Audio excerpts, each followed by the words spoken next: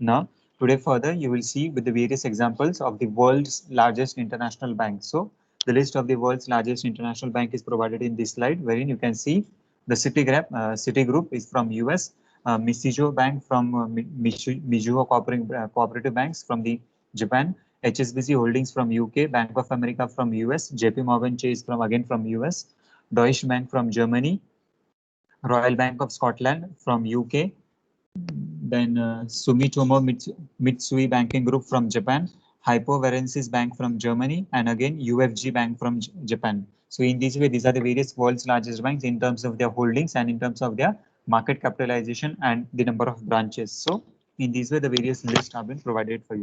Now, as per the asset allocation in terms of the $1 billion, so the top 10 world banks are Citigroup, that is US, it is having 1497 of billions of assets. JP Morgan plus Bank One, which is of US, is having a total worth assets of $1097 billion. Mizuho Financial Group of 1080, Bank of America of $851 billion, UBS, which is from Switzerland, it is of $851 billion, Sumitsu Mitsui from $844 billion of Japan, Deutsche Bank of Germany with $795 billion assets, Mitsubishi Tokyo from Japan, that is 781. HSBC, which is from UK, it is $759 billion of asset value. And lastly, BNP Paribas, a France originated bank, which is having 744 billions of assets holding. Now, the world's top 10 international banks. So earlier we have seen as per the composition of the asset structure. Now, as per the market rate perspective. So the value is in terms of $1 trillion. So the first bank, that is Industrial and Commercial Bank of China, that is $3.62 trillion. China Construction Bank Corporation, that is $2.94 trillion. Agriculture Bank of China, that is $2.82 trillion. The Bank of China, again, that is $2.63 trillion. HSBC Holdings from England, that is $2.57 trillion. JP Morgan Chase of New York, it is $2.45 trillion. BNP Paribas, which is a French bank, which is $2.443 trillion. Mitsubishi UFG Financial Group from Japan, $2.44 trillion. Bank of America from US, that is $2.15 trillion. And lastly, Credit Agricole Group from France, that is $1.91 trillion. So in this way, the various top 10 international banks as per their asset market holding and the market share percentage or the customer expand or the reach of the branches has been seen in these particular 3 slides. Now going with the further concept, that is understanding the nature of international reserves. So what is the nature of international reserve? We are going to see further. What does the natural international banks or the international reserves helps you? So it enables to finance the disequilibrium in their balance of payments position, wherein at every point of time, a particular country or a nation has to always maintain a balance with respect to their balance of payment of either the surplus or deficit position. So your monetary policy, fiscal policy, your current account, capital account, each and every composition or each and every participant decides about what will be the position of your economy, whether it will be in a surplus position or whether it will be in a deficit position. So the international reserves with respect to the foreign currency, that is your currency origination, your currency position, your reserves of the FDI, your reserves of the currency of the dollar denomination or the gold reserves. It identifies and it helps you to identify what is the balance of your situation, whether it is in equilibrium position or whether it is in disequilibrium position. Equilibrium position is a particular concern wherein your assets and liabilities, your deficit and surplus, your current account, capital account, everything is matching at a certain stage or at a certain position. Another furthermore, wherein if your imports and exports are quite favorable, if it is quite stable, then also your balance of payment is also treated as at a stable position. So in this way, we have to identify, we have to enable about what is the financial position of a particular country, and the international reserves or the international banks helps you to identify these particular concepts and take into consideration about all those factors. The consideration of the monetary policy here at this particular point of time is of major importance. Why? Because it is directly linked with the international reserves or the monetary payments that you have to make. So the monetary policy that has been decided by the Reserve Bank of India or your central bank, whichever into existence, it helps you to identify about what are the currency reserves a particular country is having. Along with simultaneously, if you're having a certain currency reserves with in terms of the foreign currency, you have to simultaneously think of the currency position of your domestic currency. That is, what is the availability of currency into the general market? What is the availability of the currency with the general public?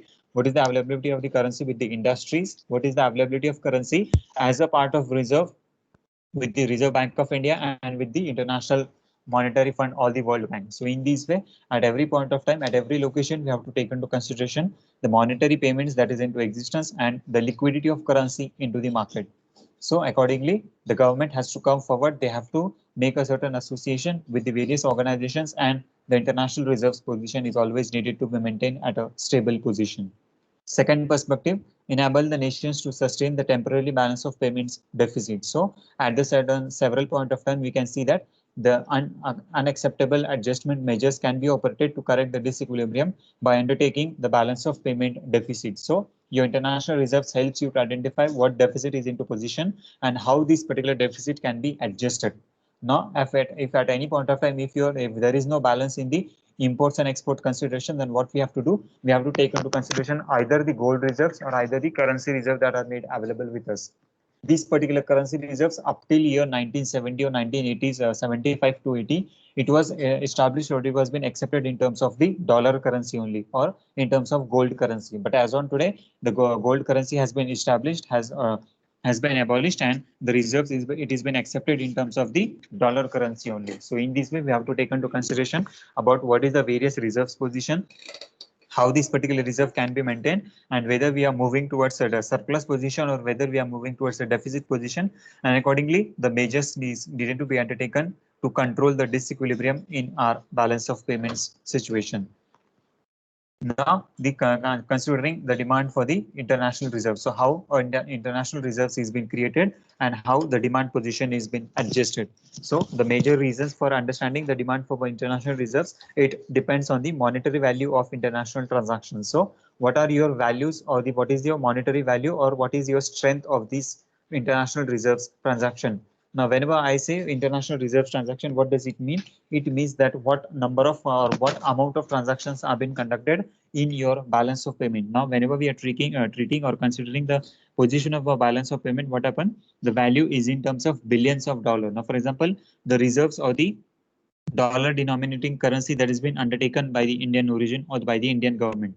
So your balance of payment clearly gives you an understanding or explanation with respect to your imports, with respect to your exports, with respect to your foreign currency, with respect to your foreign reserves, with respect to your current account, capital account, and so on. So in this way, all the transactions are being included in the balance of payment, and accordingly, we can make a certain adjustments and identification about whether it will be moving to a position of a surplus or whether it will be moving to a position of a deficit. So your monetary valuation of a particular currency.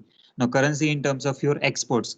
Now if you are taking all the exports of a particular country, then it may be standing at a certain position that 10,000 billion of dollars. So the total exports of India is at the rate of 10,000 billion dollars, whereas the total imports of India is at the rate of 8,000 billion dollars. Now here, what is the deficit or what is the surplus we can see? That is 10,000 billion dollars of is exports and 8,000 billions of dollars is the import. So here we are in a profitable position that 10,000 minus 2,000 minus 8,000, it remains the balance is the 2,000 billion dollars. So 2,000 billion dollars is an additional reserve that we have, an additional amount of currency that a particular country is holding.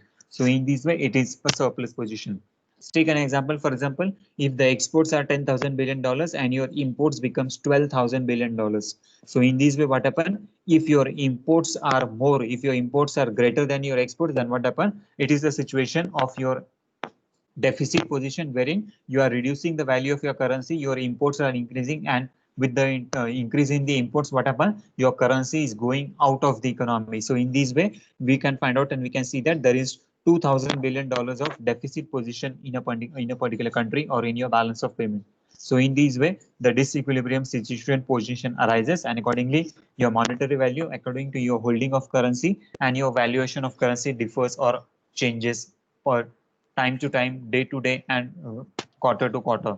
Now, the concern of contingency. So contingency on this speed and strength of the balance of payment adjustment mechanism and overall institutional framework of the world economy. So at the same point of time, what we have to see, what is the position of the world economy. So whether the world economy is also in a particular position, that is we have to contradictory match our position, that is whether we, if we are in a deficit or surplus position, what is the term and what is the condition of the world economic simultaneously. So a comparative statement, a comparative analysis of the different nations, different countries, different world economic participants, different organizations or cartels can also be undertaken, and we can make a comparative advantage about what is our actual position, whether we are in a profitable stage or whether we are making in a negative negative profits and so on. So in this way, comparative methods can also be adopted, and we can see and we can find out what is the strength of our particular economy. Now, if at simultaneous point of time, why if we see that if our exports are increasing, then why the exports are increasing, and if the imports are increasing,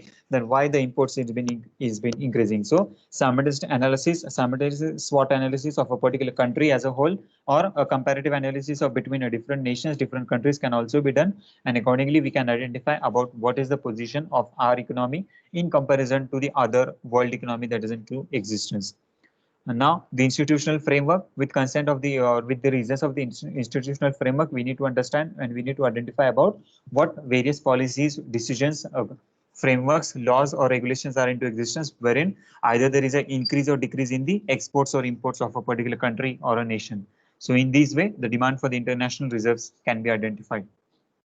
The next concern is with respect to the exchange rate flexibility. So the exchange rate flexibility always keeps you or gives you understanding about what is the difference between your currency and the dollar currency that is into existence. Now, dollar being now today, as in particular scenario after 2000 era, we have adopted a particular scenario or situation wherein the dollarization of all currencies are into acceptance, wherein each and every country, each and every currency of a particular nation is for sure for 100% or fully convertible in terms of the dollar currency. Now, various currency that you need to understand, that is, for example, if you're treating as euro, yen, pound, or whatever, any type of currency that is into existence, every country or every currency is convertible in terms of dollar currency. So in this way, the price that we have to set for each and every currency is only in terms of dollar denomination.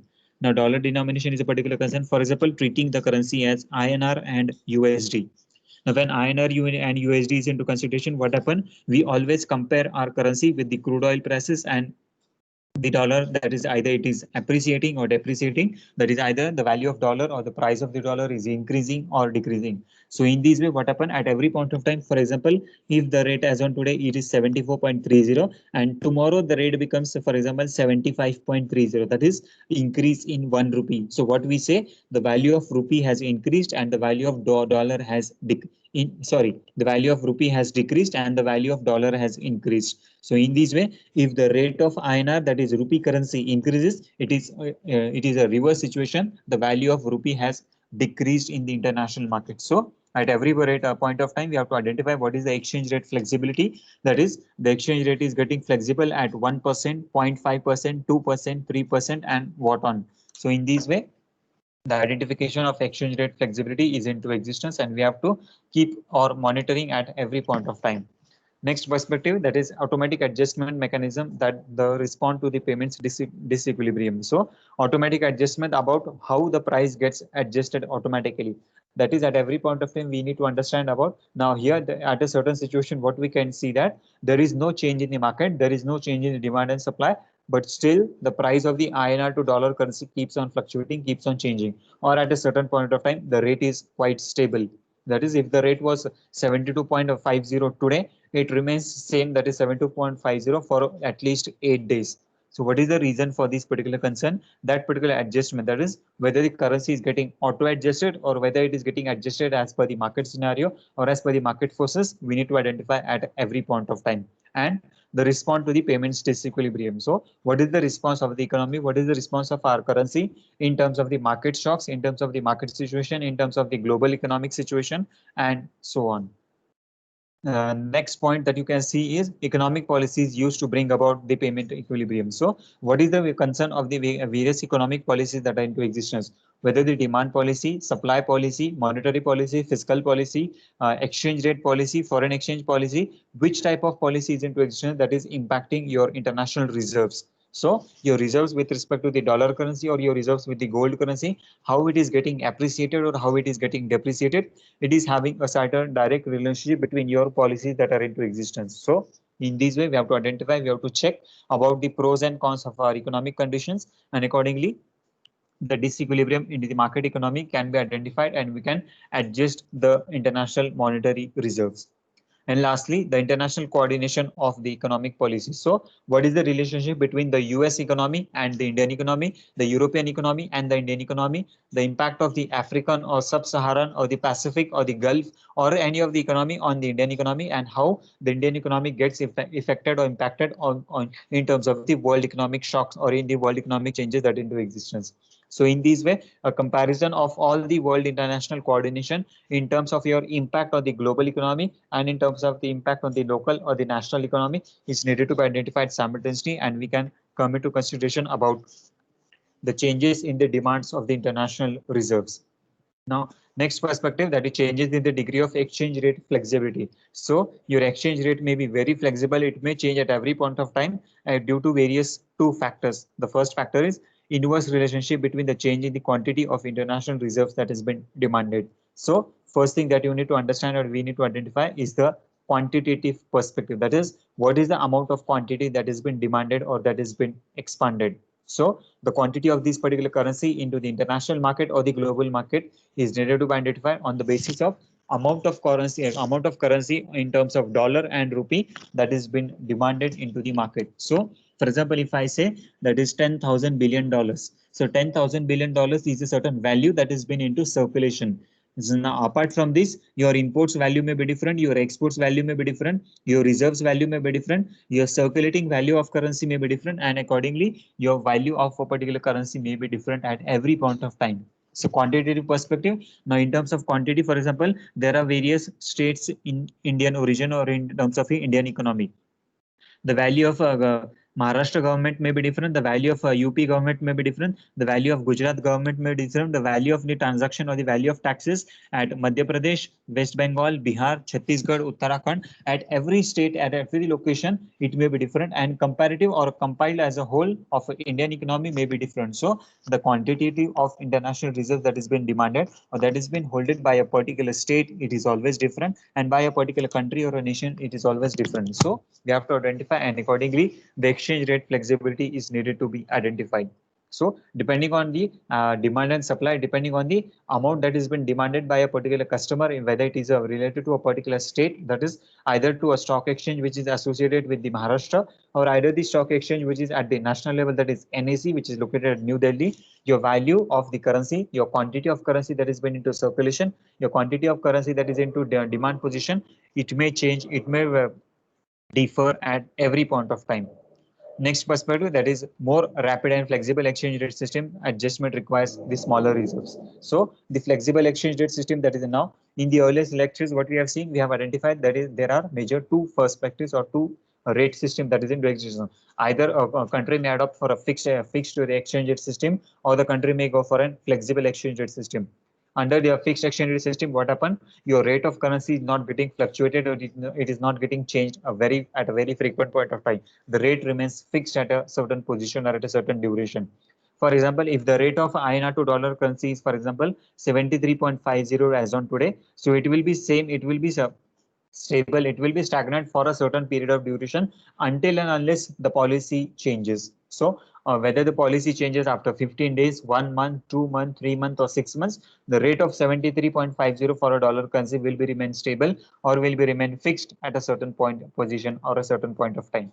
But in terms of the flexible exchange rate system, what happened? The rate of currency keeps fluctuating at every second, at every microseconds also. So if as on today, just now, if you see the rate of currency is 74.30, again after a certain million of second or at a certain point of time, the rate of currency may change very frequently, very fluently. Either the rate increases or either the rate decreases. It may change at a very frequent or very flexible position. So in this way, the rate of exchange, that is whether it's a fixed position or a flexible position, it also identifies and it also states you about how the demand for the currency can be determined and it can be associated. Now, when exchange rates are fixed, that is where it has been pegged by the monetary authorities. What happened? The international reserves are necessary for the financing of payment imbalances and the stabilization of the exchange rate. So in this way, we can identify and see that with the floating exchange rate system that is into existence, the payment imbalances tend to be corrected by the market-induced fluctuations. And in the exchange rate, what happened? The need for the exchange rate stabilization and international reserves then disappears. So after a point of time, what we can see, the exchange rate of your particular currency comes to a certain position that it becomes stable into the market, and the international reserves stabilization then disappears from the particular market. So at a particular point of time, the rate is quite fixed, but after a certain position, the rate is not fluctuating and it remains stable throughout the situation or throughout the market position.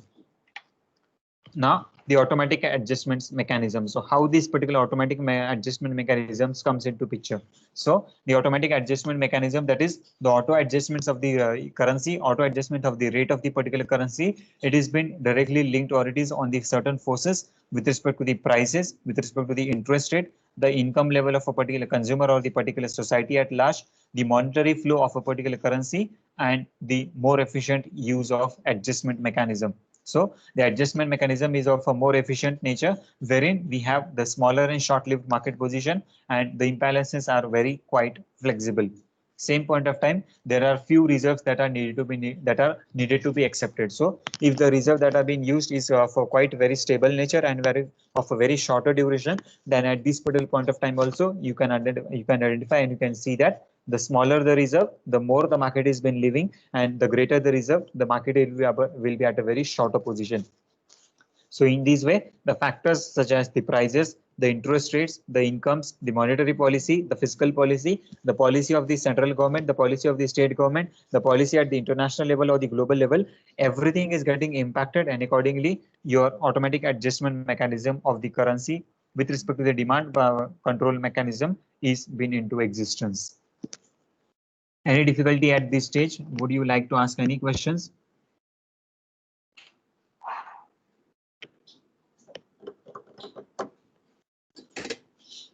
Okay, going further now with the concept of the choice and effectiveness of the government policies. Now, specifically in this particular slide, we'll be focusing on the choice and effectiveness of the government policy. So what is the choices and effectiveness of a government policy that is into existence, and how it is getting impacted on the demand for the international reserves position that is into existence.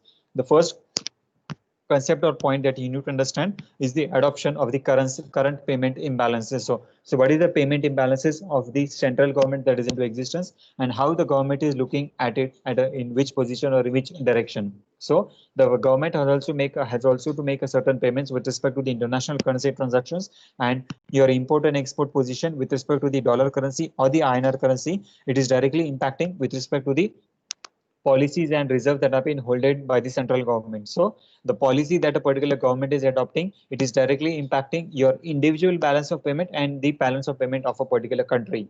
So the imbalances at a certain shock level, at a certain situation level, at a certain positional level, or at a certain balanced position level, we have to identify, and accordingly your demand is either positive or negative. The greater the nation's propensity to apply for commercial policies. Now, the key sectors or the key areas that can be focused are with respect to the tariffs, with respect to the quotas, and with respect to the subsidies. So major consideration, major focus of the government which is into existence, it is with respect to the tariff, quotas, and subsidies.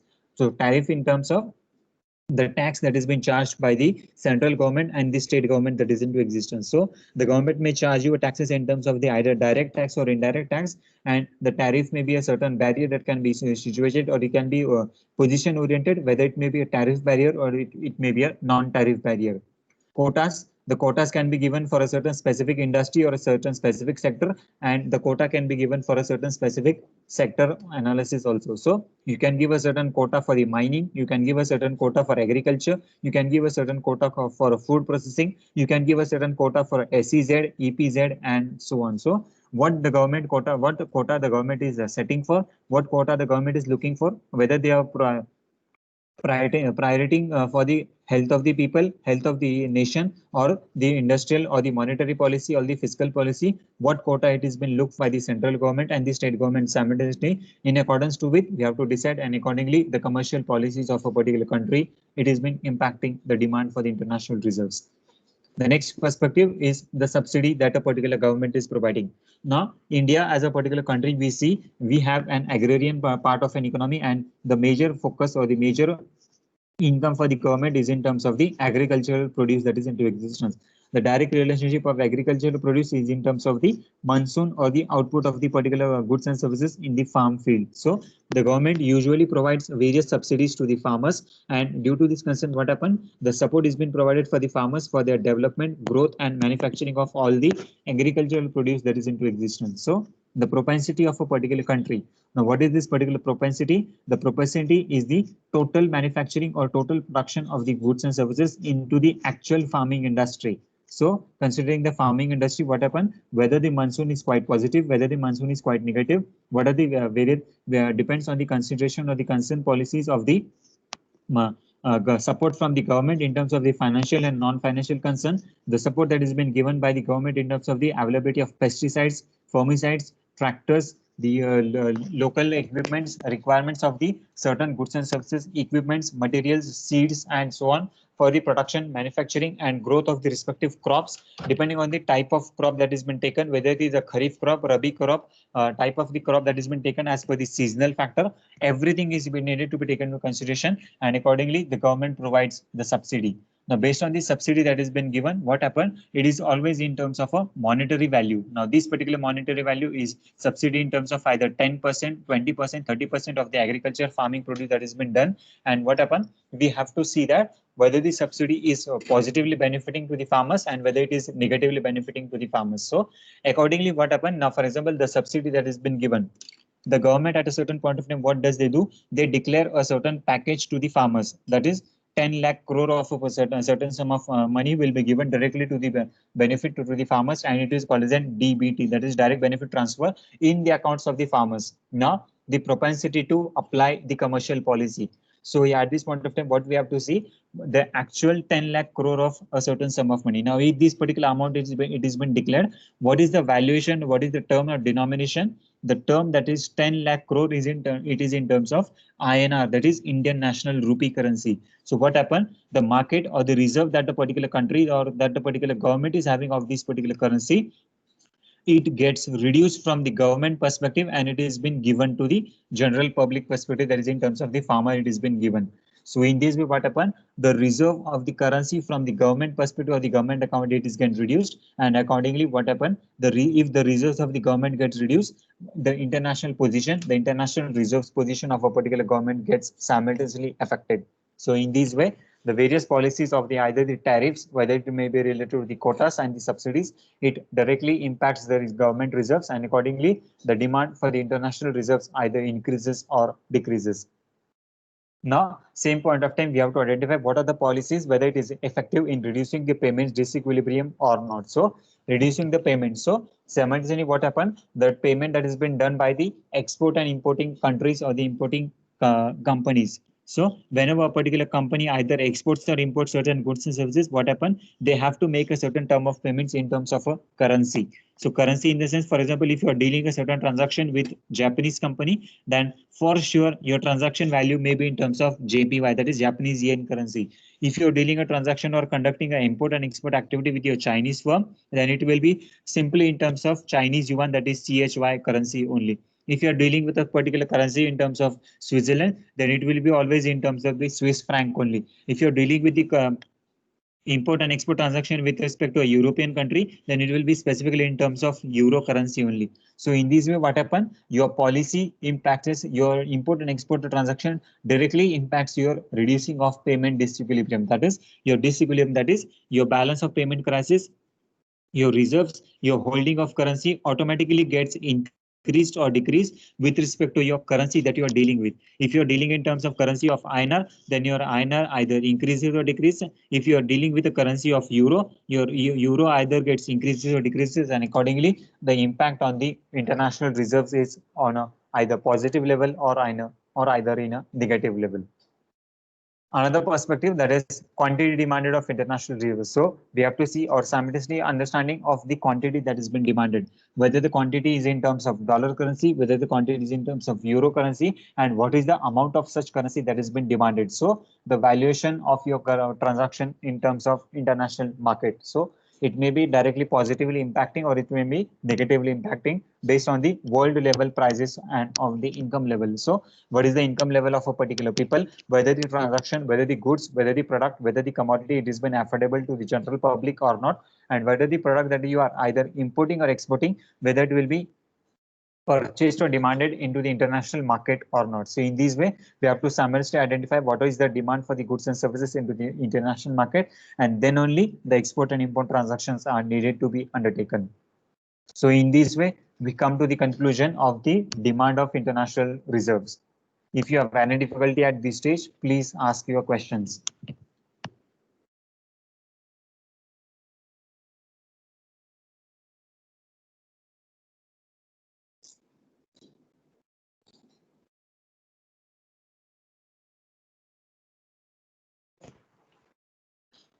Okay. Now moving towards the supply of international reserves. So now understanding the supply of total reserves, what is this particular consideration? That is always what we have seen. Now, if there is a demand, what we are doing, we are supplying a certain sum of money or a certain sum of currency into the domestic market or into the international market. So simultaneously, what we have to see that the supply of international reserves can be either given by the national government, that is the central government that is into existence, or the various bodies or corporations or organizations that are available at the international level. So what are those different types of organizations? It may be either World Bank, it may be either IMF, it may be either any of the organization which is conducting the business transactions at the global level or at the international level. So the own reserves, now where are the various own reserve of a particular country? First thing, the gold currency, the acceptable foreign currency, that is either maybe a major in terms of the currency transaction, it is a form of a dollar currency. And another concern is with respect to the SDR, that is special drawing right. So in this way, there are major three perceptions or three concerns wherein the international supply of currency can be established in terms of either in terms of gold, either in terms of the foreign currency, or either in terms of SDR. Now let's look at all the factors in one by one in step in detail. First thing, the lenders. So who are the various lenders that are into association? The foreign nations that are into existence, the foreign financial institution, and the international agencies. Now let's look at the first perspective, that is the foreign currency. So the foreign currency, that is since the century of the scenario of 1800 to 1900 reserve currencies, we can see that the major currency that was being traded was in terms of USD, that is US dollar, and all the transactions of the international market or the global market was considered or was undertaken in terms of the dollar currency only. Gradually, step by step, what happened after the World War I, World War II, various currencies, various countries came together and they started to establish or develop their own currencies. But after a point of time, what happened? The major currency that was being seen after World War II was in terms of UK pound. So pound currency was started to establish and was started to accepted in the global market.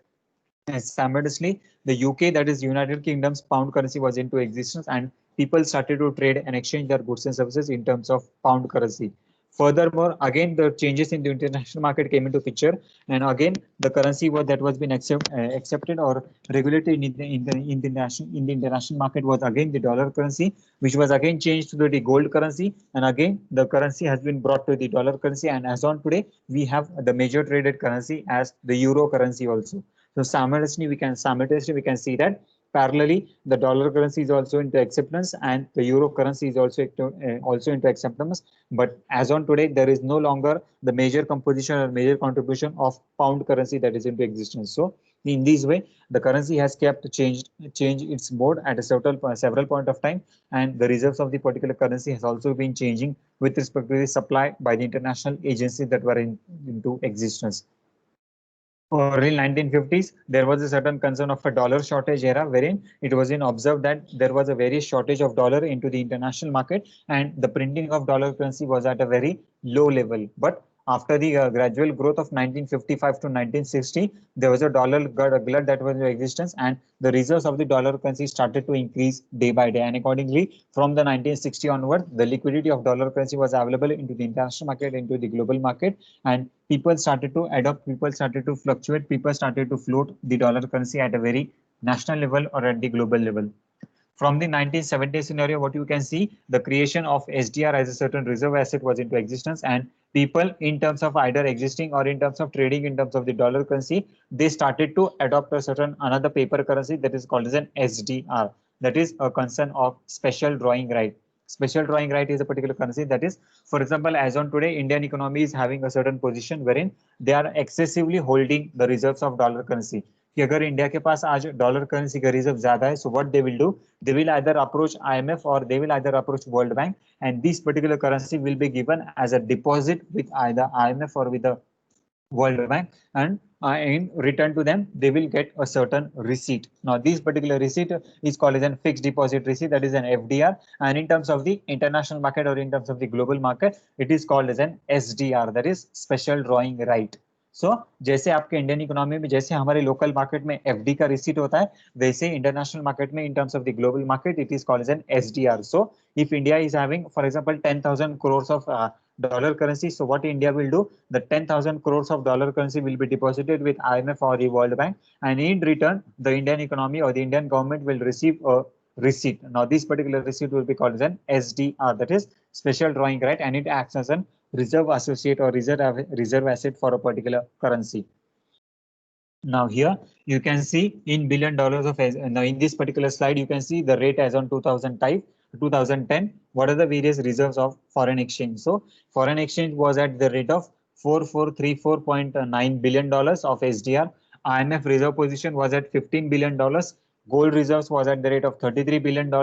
SDR was at the rate of $18.9 billion, and accordingly, the total valuation of the world reserve currencies was at the rate $4502 billion of a particular currency. So in this way, the rate of SDR per ounce, that is rate per dollar, was identified, and accordingly, the rate of exchange was into existence.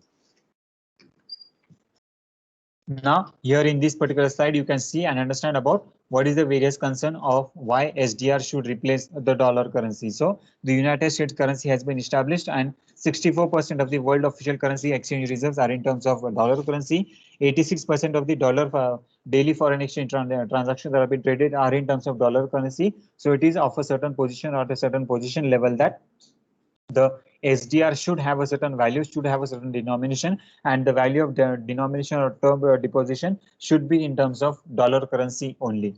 Other currency that have been traded, the other currency in terms of, in comparison to the dollar currency, are the euro currency, the British pound currency, and the Japanese yen currency that has been maximum traded across the globe or across the international markets. So benefits for the US, the benefits for the United States government in terms of dollar currencies, what is the benefits for the Americans? So the Americans can purchase the product at a marginally cheaper rate. They can also borrow the interest, lower interest rate of homes for the homes and automobiles. And what is the benefit for the US government? So the benefit for the US government is the US government can finance the larger deficits and bring in the longer and the lower interest rates, and they can have a control on the issue debt, that is the securities market, in its own currency. So purchasing the exchange rate risk into the foreign currency lenders is also quite possible, and accordingly the rate of the currency can be stabilized, and the benefit for the maximum US government can be seen at this particular point of time. Now the concern. Now what are the various concern? The various concern are with respect to the appreciation and depreciation in the value of dollar currency. So with respect to the dollar currency, what happened? Your value of reserves may also differ, may also change. So if the World Bank or IMF is following the policy of the flexible exchange rate system, then accordingly your dollar reserves also gets flexible. It gets reduced or it gets reduced or it gets increased in terms of the exchange rate of the dollar currency that is in existence. But if the particular country or if a particular nation is following a particular situation of a fixed exchange rate system, then your value does not get changed accordingly, and your position throughout the particular situation it is kept stable and at a very stable rate or at a very flexible rate. Now the SDR of China. So in 2009, China has made a certain consideration or at a certain position wherein all the reserves of the Chinese bank or all the reserves of the Chinese government was replaced with the dollar currency. So a basket on based on a basket of currency instead of just the dollar currency, what happened? The HDR of euro, yen, pound, and dollar was converted by the Chinese government in terms of the dollar currency. So in this way, what happened? All the HDR of Chinese government was converted from other currencies to the dollar currency in the year 2009, and everything was being managed and controlled by the IMF that was into existence. Benefits, you can see at this particular point of time various benefit that was being availed, and it was being identified by the Chinese government, and accordingly the support for the aggregate demand into the world market that was also been given.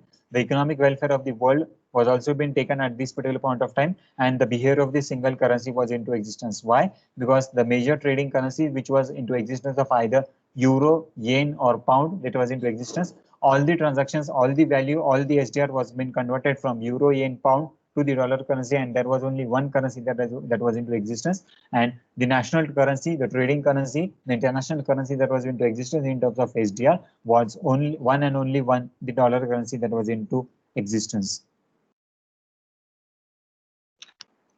Benefits of the SDR. The benefits of the SDR was in terms of the currency risk, which was of a diversified nature.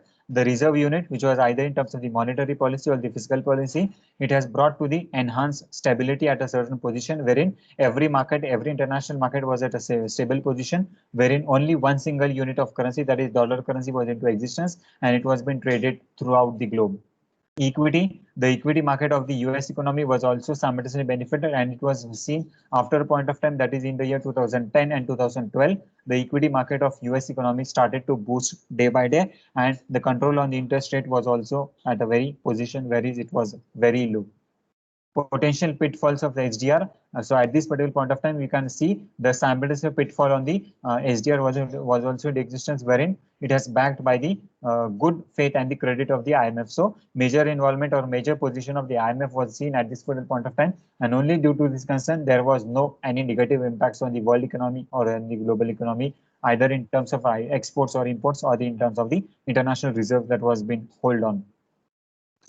Another step for the international transaction was been undertaken is converting the local currency into SDR. So maximum position, maximum countries contributed at this middle point of time, and they have seen that their maximum currency gets converted, their maximum currency gets position or it gets converted from the local SDR to the dollar currency only. So a standardized rate of SDR, standardized rate of dollar was accepted, and accordingly the rate of cost of borrowing, the rate of private borrowing or the public borrowing with respect to the weaker consumption, the decreased investment, and this lowering of the growth rate of the particular economy was also been stabilized, and only one currency, or that is the dollar currency, was being accepted globally and internationally.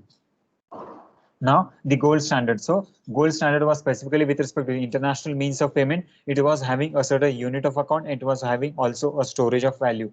Simultaneously, what was the major concern or major adaptability at this particular point of time? That gold was accepted as a national currency or as a international currency at every point of time. So overall acceptability of a particular gold currency was into existence, and the value of gold currency was also at a certain position that it was been determined, or it has been associated with terms of the dollar position that was accepted or the valuation of dollar that was into existence. Another means of payment. So yes, dollar was also accepted as a means of payment, and the money supply in a particular country was directly linked with the dollar position or the reserves of dollar that you are holding or that you are having at a certain point of time. So in this way, the value of currency in terms of dollar was also into existence, and the value keeps on increasing and decreasing. The US and the gold standard. In 1934, the Gold Reserve Act was been passed in the US government, and it was been required that the citizens to turn into their private holdings to the US Treasury. So it was been made mandatory in the year 1934 to all the citizens of the US government that whatever the private holdings of gold that they have to deposit that particular gold with the US Treasury and get it converted in terms of the dollar currency. So in this way, what happened? The devaluation of the dollar currency came into picture, and the official price of the gold was raised from $20.67 per ounce to $35 per ounce. So, but as on today, what you can see, the dollar per ounce currency, the gold currency rate has been increased, and in terms of the international market, the dollar per ounce rate of gold is also increasing day by day, day by day. Another concern, that is the dollar gold system. So dominant economy, that is the US economy, was into position, was into existence. And since all the gold currency, gold reserve was directly linked and convertible to the dollar currency, the dollar currency was established or emerged as an international currency. And accordingly, all the transactions of the international market level, either in terms of the exports and imports, was denominated or was terms in terms of the dollar currency only. And lastly, the 1968 system, wherein the two-tier system of the Bretton Woods Conference was into existence, and the official tier and the private tier market was into existence. And accordingly, the President Richard Nixon has given a certain position wherein the buying and selling rate of both, that is the buying and selling of gold, was been decided, and it was been suspended to a certain position that $35 per ounce was been rate that has been decided. So in this way, on January 1, 1975, the official price of the gold was abolished as the unit of account for the international monetary system, and it was been directly linked with the fluctuations or changes in the prices or the currencies of dollar currency that was into existence. And the monetary reserves of the US government was declined or was reduced from 11 billion dollars accordingly. So thank you so much for joining for today's lecture. Thank you.